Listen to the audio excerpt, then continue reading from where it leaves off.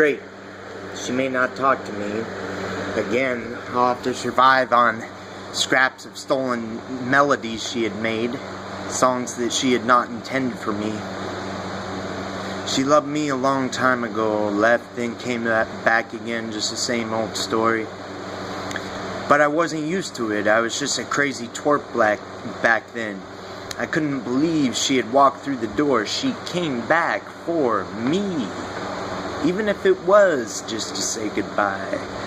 With her giant smile, she started to greet me as soon as she met my eyes, about 25 feet or more from arriving.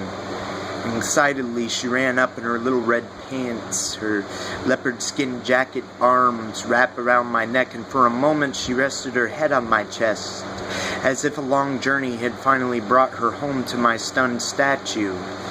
Already I felt rewarded for all the times I stuck my neck out. Her embrace, though brief, validated my ninja warrior efforts. It also validated my virgin advances. In hindsight, I don't think she intended to tease, obviously. My naivety and melancholic catastrophizing disposition set me up to be blindsided by the ice pick gliding, thrown by an expert marksman whose intent was heart shatter.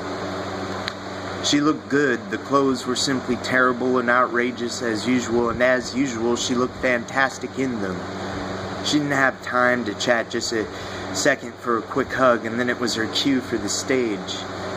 Caitlin took the stage, and I think maybe the lights dimmed a bit, or maybe the enchantment she had cast made everything else fade away. Before she had approached the mic, there had been chatter, snacking, etc. At the first note, the audience's breath she had snatched.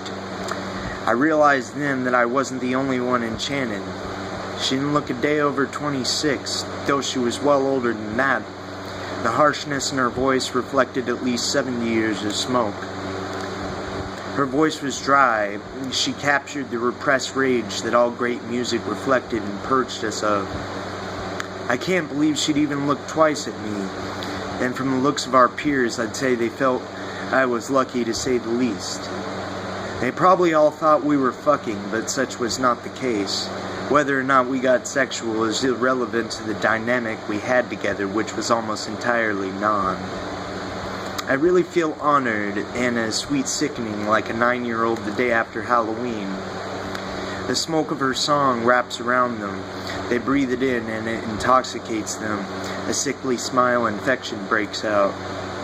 I want to run for it before her act is finished, and it's too late to leave while her perception is still intact. I gotta run back home and imitate a sloth for a few weeks. And she starts to shake in her large hips, very cool. The way she dances slowly, it makes me wonder whether I was ever truly born.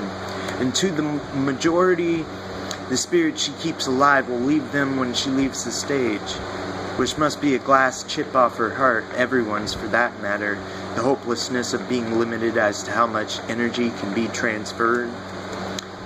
They wanted to see her jaw tight, reveal her sickly smile a while. They tightened their shoulders with confidence that everything was in its proper place.